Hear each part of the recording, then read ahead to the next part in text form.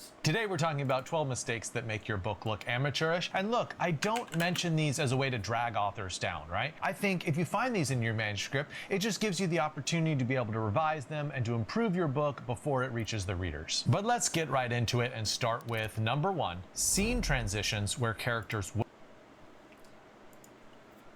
I'm just bad at scene transitions in general. Like, I think that's something we really need to work on, is scene transitions.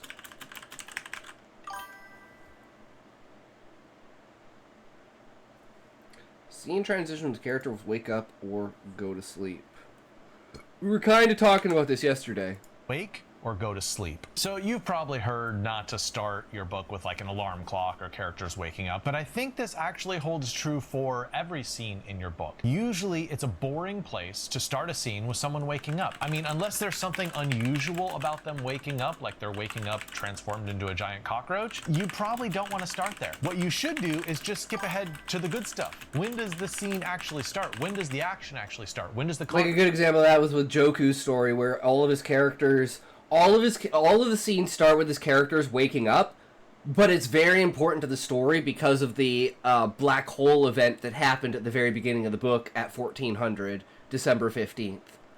So it keeps going back to that time because everything seems to be in some sort of fucked up time loop because of the black hole that they generated at the center of the Earth that fucked everything up. So it's like characters waking up at that point because they have no memory of what happened before or what's going on. I can write 5 new stories, put them in with the previous writings, and now it's a new revised edition. Yeah, and you can even edit like points, because one of the biggest problems is like reading your book after you publish and going, "Holy fuck, how did I let that in?" You could go back each time and edit it through the entire thing. So you're refining the first book as well as the second volume, right? So it just allows you to do a lot of updates with it. Yeah, I've done that a lot. Oh, I bet. Conflict actually start. But a lot of writers forget that it's just as boring to stop a scene, whether it's at the end of a chapter or just at the end of a section, with your character going to sleep. There's no tension there. There's not really any reason that you're giving the reader some sort of motivation to keep reading on to the next scene or the next chapter. Now, if you're only doing this really occasionally, I mean, it's not the worst thing. I would just squint at it extra hard and be like, is this the right place to start a scene or end my scene? A second mistake that makes your book look a little amateurish is character names being too... I think we're pretty fine with this one. I think I'm pretty good at coming up with character names. Similar. So I have 3 main mistakes to avoid in this category. The first one is just in terms of... Yeah, you don't want, like, John, Joan, I know you can't, but try anyway. Josh, Don't fall over though. Jake, Jane. Oh, of course. Without Zoink here, you guys haven't done this in a while. Oh, God. Oh, fuck.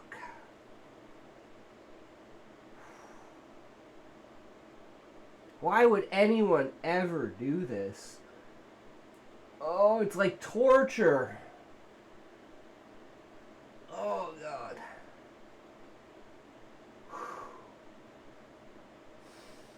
Oh, my kneecaps. Oh, my kneecaps.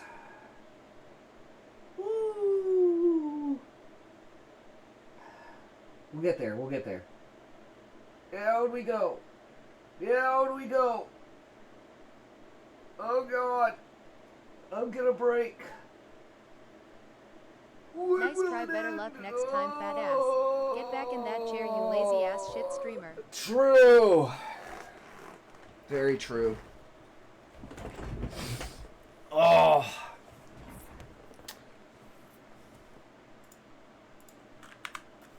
alliteration. If all your names start with the same letter, Mike, Matt, Mark, it just confuses the reader and it makes it harder for them to keep all these characters separate and just enjoy your story. In general, it's fine to make readers work a little bit, but if you can use a few techniques to make it easier on the reader to just understand and comprehend your story, it's usually good. Same with like fucking names that are like impossible to pronounce.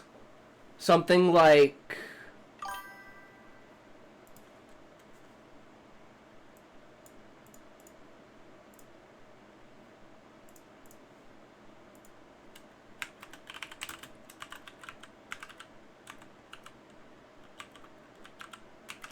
Joe Bonaho. Are you throwing shade at my accent? Angson? No, I mean like stupid fucking retarded like what's another one?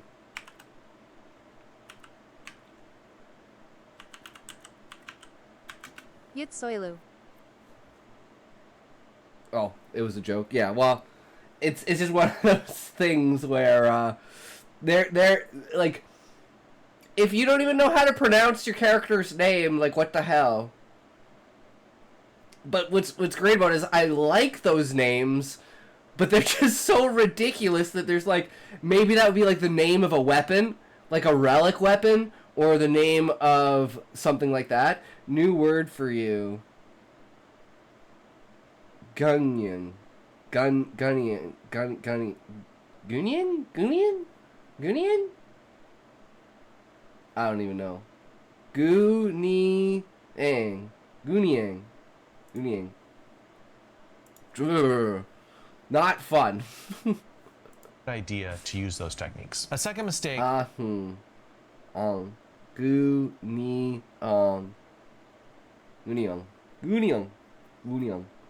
It's a Gunio in StarCraft. People make with character names is making all their character names the exact same length. Take a look at Brandon, Christy, and Douglas. All 7 letters. So visually, as the reader comes across those names in the novel, there's not an immediate visual sense of what makes that name different. I know some of you are like, well, there's different letters in them. Okay, I get that, but when a reader's reading quickly and scanning over a text, sometimes 2 names can look alike if they're all the same length. It's just one extra little bit of visual work the reader has to do for you. to distinguish between people. To like I read in colors. That person is that person. Some people read in length. Compare that to something like Ed and Sebastian, right? Sebastian is 9 letters long. Just visually, it's so easy to keep him separate from a name like Ed. Now, this third mistake is honestly the trickiest one. What the fuck am I supposed to do if my characters are all Chinese names that are 2 letters? That's a cultural thing, Book. I think that's like, for instance, like with the Flame and the Fire, or Frost and the Flame that I'm reading, with like the character, like, Yi, Gyo, Zeb, and Zhao. I mean, it is what it is, right? That's also the one I see. That's why they usually do like the 2 names, like Yi Huan, like Sun Gyok, or what's another Korean name?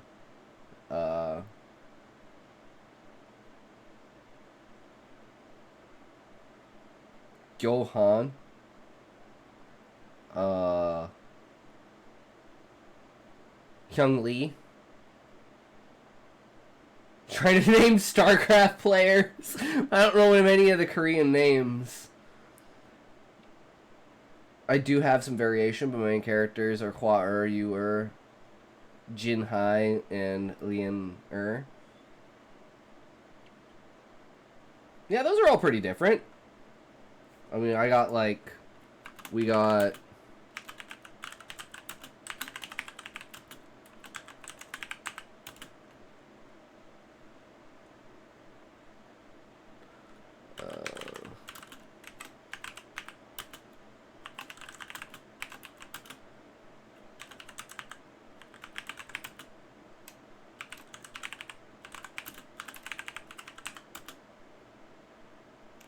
Fraviska Destora Avalard Husai Zaid Walker Yap Hildebrandt Gluttony Various. pretty much like the main characters. Yeah, I'm not reading all that. Too long, didn't read. most often. This happens so often in books where all the characters have the same vowels in their name. So I'll read a book where there's like Natasha, Amanda, and Dan. I'm like, why all A's? Once again, it's a very, very, very small thing, Call but it him makes Zeb. it just a teensy bit harder for the reader to remember who is who when everyone has the exact same vowels. Another one that I see really frequently is they have two vowels. I don't give a fuck if it's not part of his name. I mean, fair enough. I've gone my entire life calling characters names that, like, that's not, like Sword of Truth with Kaelin, but it's actually Kalan. But they're always in the same order. For example, like Blake, Rachel, and James, they all start with the letter A and then move on to the letter E. Once again, some of you think I'm crazy right now, but I'm okay with that. The general principle is you're trying to make dissimilar names. So take all three of these things into account and ask yourself, are my character names dissimilar enough? If you can answer yes to that question, wonderful. Push forward. But otherwise, just consider how you can differentiate names more from each other. The third mistake that can make your book look amateurish is repetitive sentence structures. Repetitive sentence structures. For example, starting multiple sentences in a row. ChatGPT trying to name my characters the exact same name, not even a letter difference. All with the same thing. He did this, he did that. I'm really bad with this.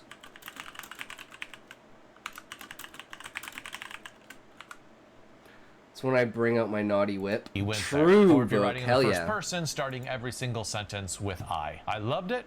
I went to the store and bought every color. I couldn't help but think I had scored.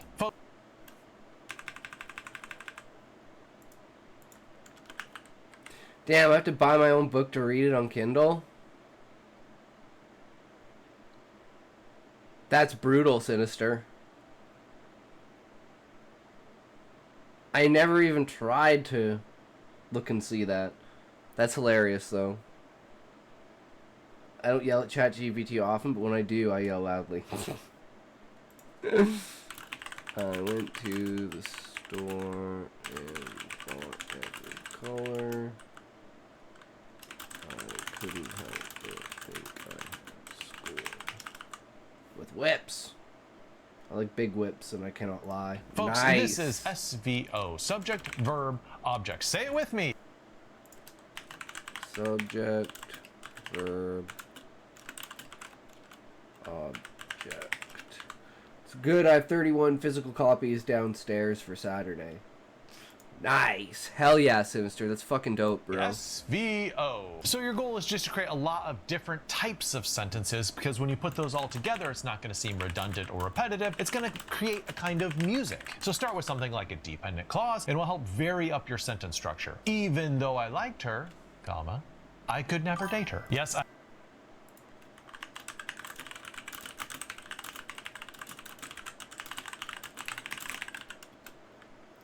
Yo, I can't believe I just wrote 900 words. Hell yeah, Callie. That's epic. Fuck yeah. I hope you will at least watch the stream.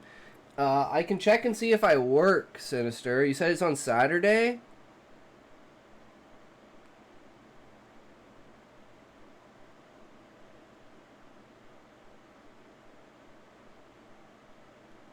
I worked 12:30 to 9.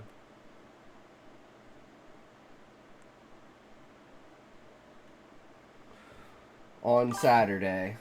Followed you, so if I'm awake, I'll watch it. Saturday, 12 to 3 Central Time. What time is it for you right now, Sinister?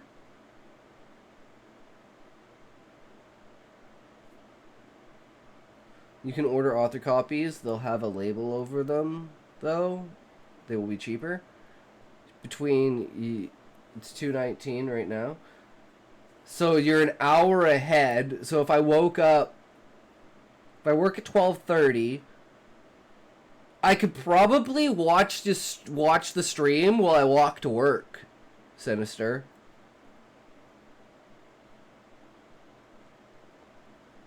Because I get up at 11:30 and I leave the house at 11:50.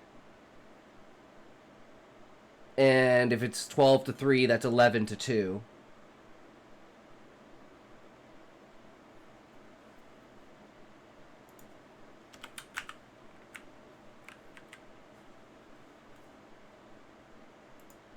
So I could definitely do that. Might not be awake when you first go live, but I should be by the time you're wrapping up. Hell yeah.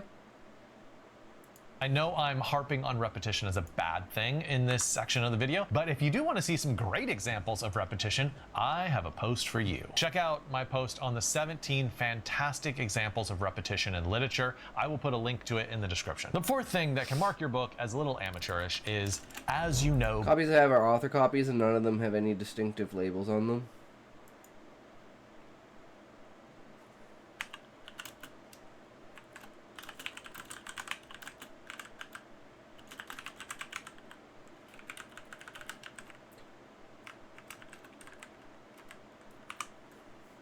Bob dialogue. As you know, Bob dialogue is basically where characters are talking to the reader rather than talking to each other. And it got named this because characters would say things like, as you already know, Bob, let me tell you a bunch of stuff you already They have UPC's barcode. Ah. know, because I'm not really talking to you. I am talking to the reader. And here's an example. As you know, Bob, ever since Mom and Dad died in that tragic car crash 5 years ago, leaving you to raise me as a teenager, I've struggled with trusting people. That's why I became a detective, to solve mysteries like their unsolved hit and run. What I want you to think about is realism. What would this character, in this particular time and place, actually say to their brother? Because I guarantee you they would not say that. Yep. So let's look at two ways we can rewrite that as you know Bob dialogue. One Did I is do simply that? talking about mine has photos this of a new mark case over it that and she's says not handling, for and those resale. photos are reminding her of when her parents died. So you get in the backstory, but you do it in a very organic way because she is looking at an object and it gives her a memory of a previous event. And the second strategy is just to have dialogue that seems a little more real. Check out this example. Bob says, take yourself off the Henderson hit and run. Sarah says, you're my brother, not my captain. He says, I'm both. And you've spent 5 years trying to solve every hit and run that crosses your desk. Since Mom and Dad, and I like that little ellipses there, like he doesn't actually have to say it, and yet the reader can infer, oh, like, okay, since there was a tragedy with Mom and Dad. I get it, I get it. And then she says back, and you spent 5 years trying to protect me. So we have conflict, right? It's not just information. So the problem with the as you know Bob dialogue is it's just information. With dialogue like this, we get a little sparring, we get a little conflict, and that makes the scene a little more lively. A fifth thing that Yours makes your book doesn't? seem a little more amateurish You got ripped is off, Callie. constantly using greetings. If Constantly using greetings. every time two characters meet in your book, they exchange pleasantries, you know, like the way we do in real life, it gets very boring very quickly. You do not want your characters to say hello. You do not want them to say goodbye. You do not want them to say like, hey, how you doing? Yes, you want to do this in real life, or people will think you're like a weird psychopath, but on the page, it just doesn't work. Take a look at this example. Hi, how are you? Sonia said as she walked into the office. Good, thanks. How are you? Amir replied. Fine, thanks. Listen, about the Anderson case, how do we revise that? Skip to the good stuff. character's supposed to be Sonia a burst rude into the son. office, clutching the Anderson file. SOB. The fingerprints came back. You're not gonna believe. Well, it's like the normally, like in my case with this, I imagine the like pleasantries happening off of the page. Do you know what I mean? Like you just assume that you've jumped past the pleasantries to I want to rip my eyeball out and remove all the built up gunk and pop it back in. Just like I want to take off my nose, clean it out, and stick it back on. I agree, book. That would be amazing if you could do that. Probably feel fucking amazing.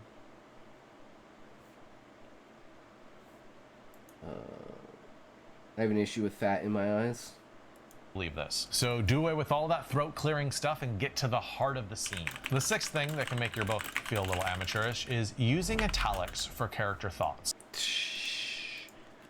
See, I knew it! I don't do this. So I get a bit of the my liver is dying look.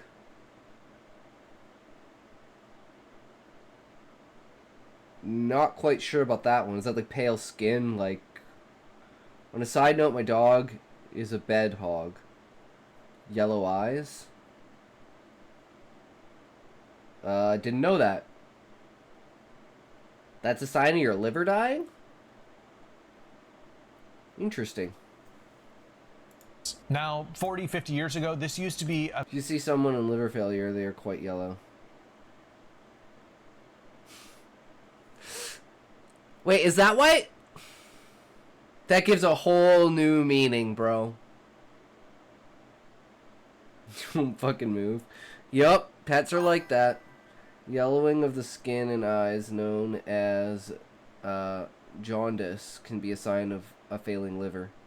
Damn. very popular stylistic choice to help differentiate between what the narrator is saying and what the character is actually thinking. But over time, as less people write in omniscient voice and more people write in close third, everything that is on the page is kind of what the character is thinking. Everything is already being filtered through the character's consciousness. So you don't need to mark out something as like, these are the actual words that this character is thinking, because everything that's being described is kind of what the character is thinking. Now, there are some corners in certain genres where this technique has persisted, but I would say in general, it's a style that has fallen out of favor, and it would probably be better if you found a different way to show that these are the character thoughts rather than italicizing them. The seventh mistake that you should definitely avoid is introducing too many characters. Ooh. Introducing... Unless you're gonna kill them all in the first chapter. We introduce a shit ton of characters in the first chapter, but they all fucking die, so you don't... It's like, wait, what? But then they're referenced later on in the story as, like, great heroes across time. So, it is relevant. I don't have the full yellow eye, but if you pulled my lid down, you would see some faint yellow from the fats. Ah, I see. In the first chapter. I see so many writers where they've been... It's like a sex scene. You start with the main two and layer the others in. Yes, it's called Cirrhosis Psoriasis? Is that how you spell it? Psoriasis? Never would have guessed that unless I knew what it was. Cirrhosis? Cirrhosis? Things you learn. Been thinking about this book for so long, and they have all of these characters in their head, and so they throw all of that on the page in the first chapter, and the reader's just staggered, right? They're like, I can't get an access point. What is going on? There's like 19 different characters. Your main enemy as a writer is confusion. I'll say it again. Your main enemy is confusion. Confused readers do not continue reading. Confused readers do not recommend that book to other people. Don't confuse your reader. So I have 5 very quick points to help you avoid having too many characters in your opening chapter. 1, start with 2 or 3 very central core characters. Start with 2 to 3 core characters. And then slowly layer in other characters in relationship to those 2 or 3 characters. Like a coworker or a son comes along who is related to one of those 2 to 3 main characters. 2, give characters a really distinctive trait or characteristic that helps mark them in the reader's mind so they can figure out who is who. And it doesn't have to be super complex. It could be a redhead. There could be someone with a scar in their face. There could be someone who's very tall. There could be someone with a particular job. 3, you want to reinforce names in the first chapter a little more frequently than you will later on in the book. Also, you want to use character names slightly more frequently than you do in the rest of your book, because they're just getting to know the characters and just learning their names in the first chapter. Sometimes that means using the actual name rather than using the dialogue tag of he said. 4, create clear relationships between characters. For instance, his skeptical older sister, or the shop owner who always feuded with his father. And yes, in case you're wondering, this is telling. I understand it. Most people won't be able to. My IQ is right on average. Ooh. Thank you. I need that in real life. Please say your name at least 10 times in 3 minutes when you meet me. True book, I'm terrible with fucking names. I am so bad with names. Not showing. And in the beginning of your book, sometimes it requires a little bit of telling just to get the reader on board. I'm actually really good with faces, it's just not names. It's completely fine to tell in a situation like that. And then 5, don't give names to unimportant characters. If this character doesn't have a role to play in future chapters, don't name them because you're confusing the reader. You're telling them, this is someone to pay attention. That's an interesting concept. Guys, what if I just didn't name, like, any of the characters? Any character that didn't title. So, We would name Aetharg. We would name Torg. We would name Chalcom, Vimkal,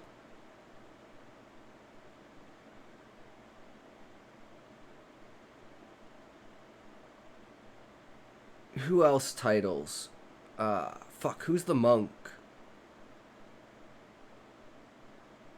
Oh, I can't remember. Hi, I'm John George, Bill, Will, Phil, Steve, James. Attention to, and then they really shouldn't have paid attention to that person. They should have paid attention to the named characters, your main characters. So names are like signposts telling the reader what really to pay attention to. The 8th thing to avoid in your book is transparent author moves.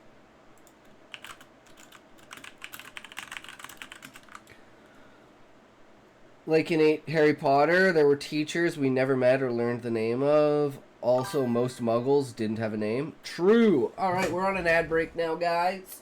Ad break. Here we go. Do not drink water. Do not leave your seat. Do not move your Has feet. this guy ever written Do a not book? stretch. Do not go to the bathroom. Have another toast. Yes, Sinister. He has. He is a professor and an editor, but he also has written The Linchpin Writer, which is his book on writing.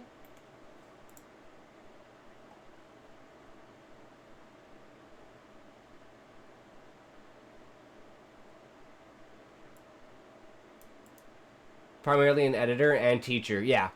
But this is his book on basically like it's like the on writing thing from whatchamacallit as well. Okay. I'm not going on here again. This thing keeps doxing me. Fuck that.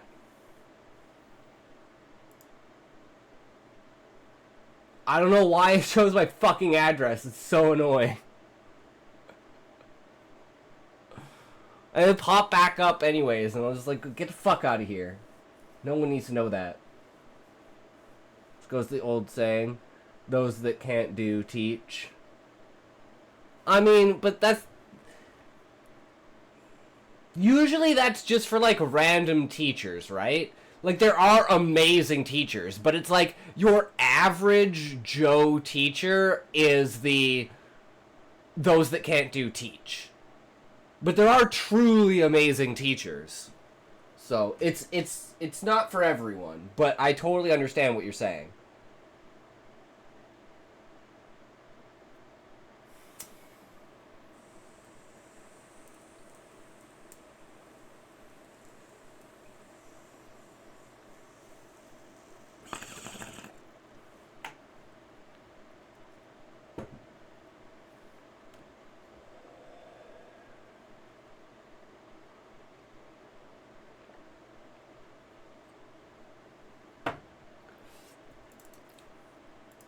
Number 8, transparent author moves.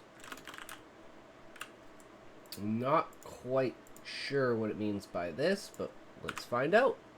So this is a big umbrella category that basically describes any time that the reader isn't concentrating on the book, but they're seeing through the book and they're noticing like, oh, here's the author doing something. They're more aware of you being a writer rather than just being immersed in the world of your book. And I'm just gonna give you one example of this, but I think you'll instantly know. Wait, is that a clip? Oh my god.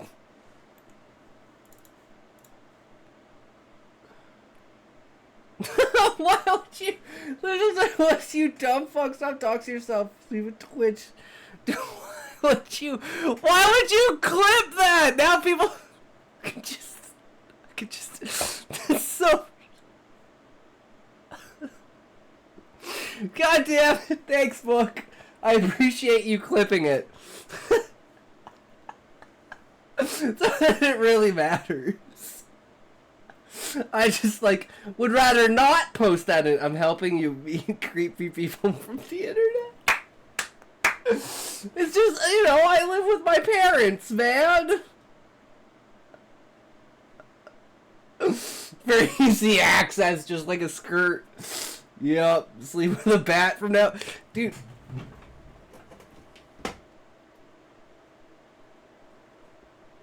I don't need a bat.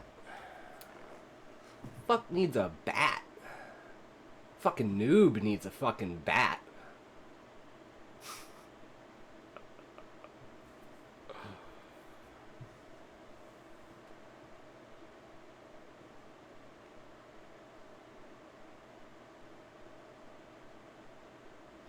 Thought that was a dildo for a second. Oh, that's great.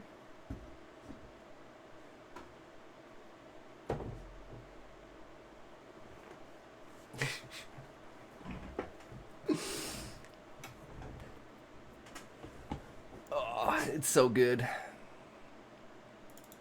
All right. What I mean. When characters look in a mirror in order to describe themselves, you're thinking, okay, that's very convenient for you, author, to have a first-person narrator be able to take some time to describe themselves. Levi, guten Tag, welcome, brother. How's it going? That moment. They are seeing Hey, at least an you author can as a still puppeteer. deep-throat it. I mean, that's true, book buyer. So true. You know?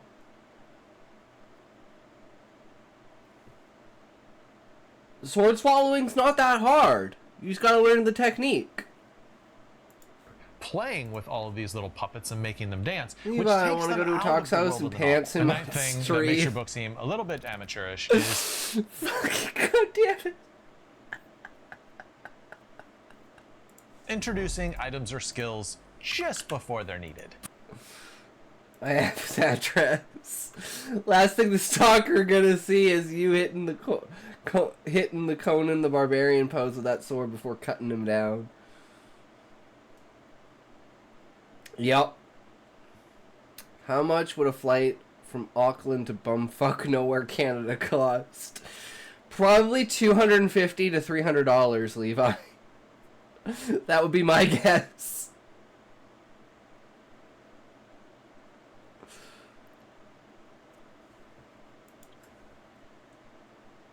$4,000? $4,000?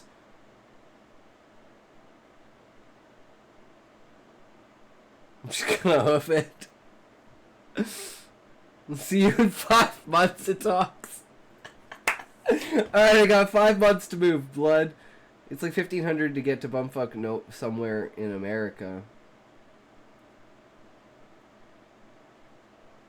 Damn, I've only flown once. It was like $80.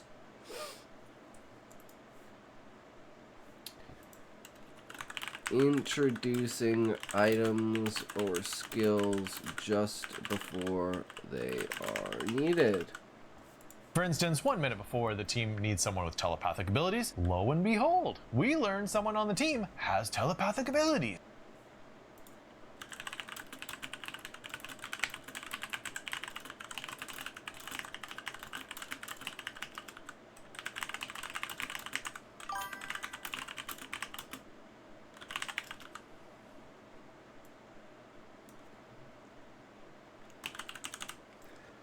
I go to Australia, then to California or Texas, then to where I'm going.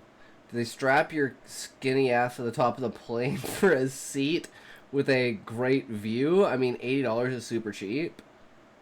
Yeah, but I was only flying over to BC, so it was like a 40-minute flight. Not even.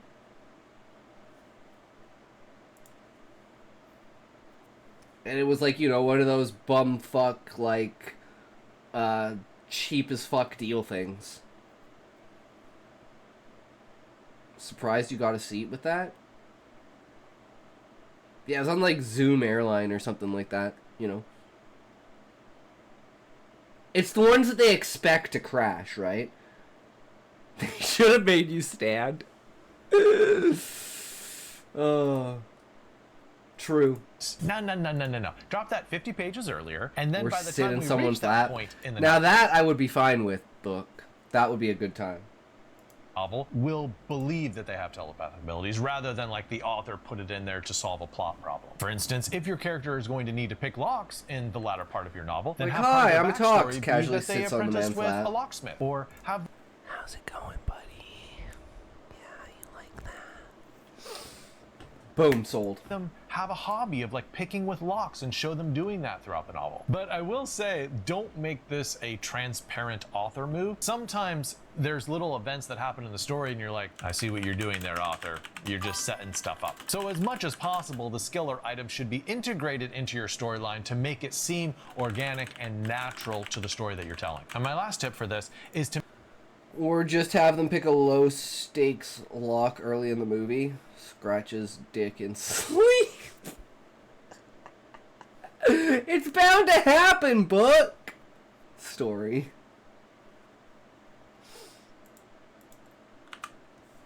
make sure you're creating multiple touch points throughout the book. Instead of one heavy-handed introduction of that item or skill, create just little touch points throughout the book that make it seem more natural and a little more subtle as well. The 10th thing you want to avoid is having characters talk to themselves. Having characters sort of narrate. Well, there's a reason for this in my book, because he's talking to Gaia. Their avoid is having characters talk to themselves. I talk to myself all the time, too. I might have Swiss cheese for memory, but I have a steel trap for funny, embarrassing stories. There you go, like when my brother got pantsed carrying books to the store for me, and I'd waddle the last 5 feet. Damn. That's brutal, book. Talk to themselves. Having characters sort of narrate their actions out loud. Oh, now I'm just going to put this key in my pocket. It's always a little strange, right? Unless they are an actual type of person who does speak out loud to themselves all the time, you probably don't want that in your book. Now, what can you do instead? You can use body language and gesture. Mine's like, the game used to play is like slap, where you try to slap the other guy's balls and knock him to the ground. Got kicked out of Walmart for doing that. You can do it as an autodiegetic narrator in retrospect, as it relates the events after they have occurred. Like stating about something that you've done in the past. And movement and action to show what they're actually doing. And obviously you can use dialogue with others. Make someone else be in the scene if at all possible. And then lastly, it's usually a good idea just to have the character think things in their brain rather than actually saying it out loud. And the 11th thing, which you probably want to avoid at all costs, is breaking from reality. Do your characters never need to eat or to use the bathroom? Does not a single one of your characters ever have jobs or hides in shame in the dunce corner. Oh, we got the fancy words today. Feels stupid. It's okay. You weren't the one trying to pronounce it. Yes, like the novel The Tunnel by Ernesto Sabato. My character pisses and shits on herself.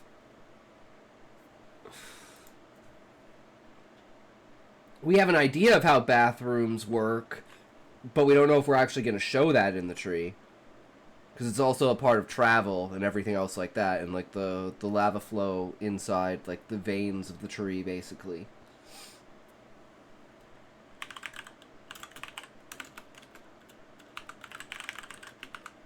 Oh, the label is because mine is a proof copy. Ah, it's a proof copy, not a author copy. Because an author copy is supposed to be one that you give to people, right? Whereas the proof copy would just be like, this is the proof that it's my book, right? That's what I would think. Yeah. That's why it says not for resale.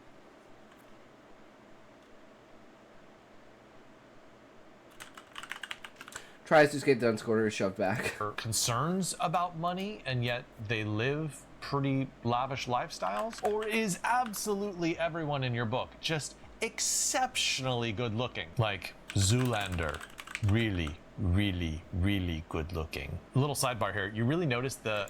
I have no idea what all this means. I'm just sitting here twiddling my thumbs. They might be a bit poop stained. Get out of that corner!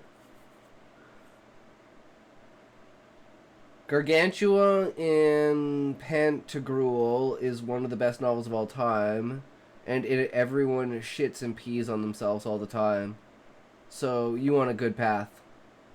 True. Exceptionally beautiful one in like B-level television shows where for no reason at all every single person on the cast is like crazily model beautiful, and you're like, come on, these random people who got stranded in the woods and they're all drop dead gorgeous, please. This sort of thing can make readers roll their eyes. Severe trauma, it can make it seem like assassins. a fantasy, and not in the good sense of like a genre fantasy, but like a crazy fantasy that they don't believe. Look, in general, you should strive for plausibility in your book. It doesn't mean you have to explicitly name every single time the characters need to take a poop or a pee, but it does mean you attend to certain realities of lived existence and make it seem as though they live in this world. Now, the 12th and final mistake that can mark your book as being a little amateurish is a little controversial, but hang on there, I'm going to explain myself. Can't even stop It for a is piss, much writing less a in shit. present tense.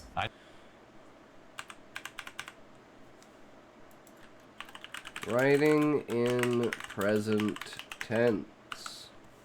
I know I'm going to get hate for this in the comments, but hear me out. Hear my justification. I am not saying that writing in present tense is bad. There are plenty of amazing... Like in porn when the guy is always hard. Yeah, that isn't true in real life. Yeah, exactly, book.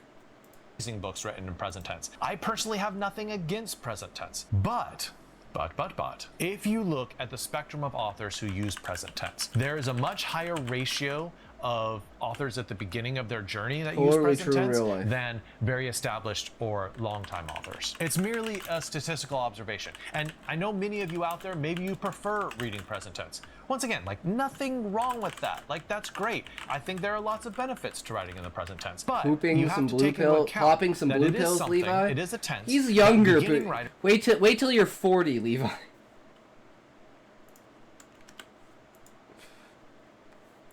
Tend to favor. So it can mark your manuscript as being like, oh, I have a feeling this is written by someone who's just starting off as a writer because it's written in present tense. Now, but if you can write fantastic sentences, the reader's going to be like, no, I believe this author's been around for a while. Like, I believe these sentences. This does not. Those give a terrible headache. My blood pressure is naturally high. I seem like a beginner. So I don't mean to dissuade you from using the present tense if it is the right tense for your story. You have to have a reason or a justification for using present tense. If you don't know why you're using it, that's a good sign. You should probably just write the story in past tense. And also, Can you do first person past tense, or is like what's the best way to do first person, right? Went down a path I didn't want to know about. Lol. Nothing to do with the multiple cans of Monster I drink every day. Not saying if you have a story that's flipping between like a present tense moment and a past tense moment and you're using tenses to distinguish between those two things, perfectly fine, nothing wrong with that. I'm only talking about stories which are completely present tense. That said, most of the time you can write past tense for both the present moment story and the past story, and it will work perfectly. Just nod and rant glaze over. your eyes you can over. disagree with me in the comments. I'm cool with it. I'm fine with it. But just wanted to weigh in and give my 2 cents there. I hope that helped you avoid making some mistakes in your book. Hell yeah. Alright, guys, it's another one down. Another one down, another one down, another one bites the dust.